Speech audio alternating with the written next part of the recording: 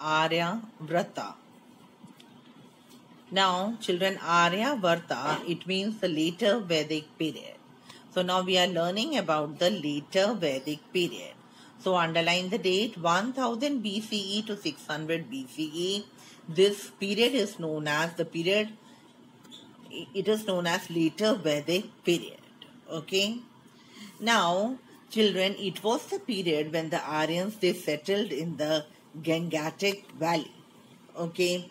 Now, whatever information we are having about the later Vedic period, they are based upon the Vedas, the epics, and the archaeological remains. Okay.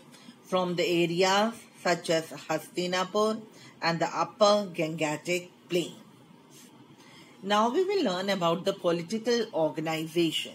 Topic is political organization of the later Vedic period.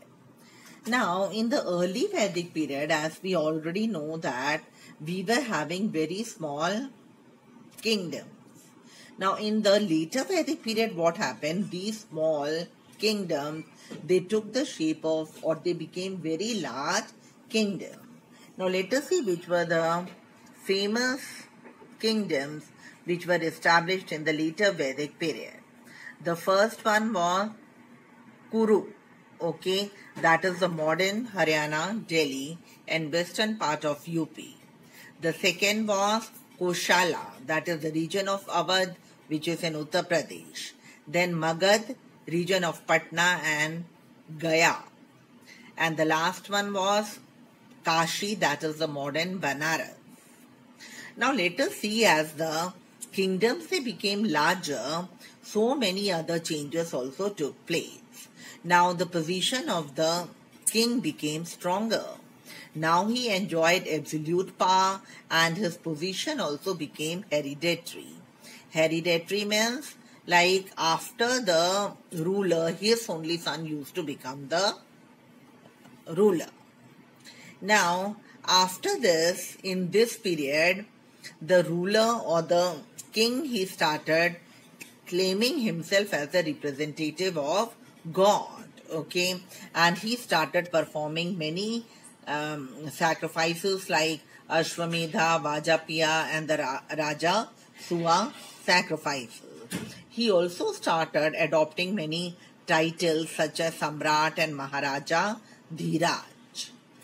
As you know that the kingdoms, they became larger in the size, so the powers of the king also increased, and as a result the administration became complex.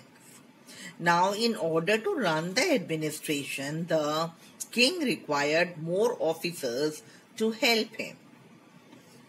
Now children, you can see the pictures of the four varnas over here. On the top there were the Brahmana, Kshatriya, who were the warriors. Brahmins, they were the priests. Vaishyas, they were the merchants and all, and Shudras were the people, those who belonged to the lowest class, those who used to serve the other three classes. Now let us see about the officers who assisted the king. Among them, Senani, he became very, very important. Why he was important? Because he used to help the Rajan or the king in order to expand his territory. Another officer who was very important, his name was Sangri Hitri, or he was also known as the tax collector. Then the two assemblies, Sabha and Samiti, which were very important in the early Vedic period, they lost.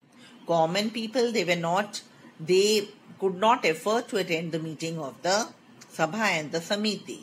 So it was limited only to the rich and the influential people.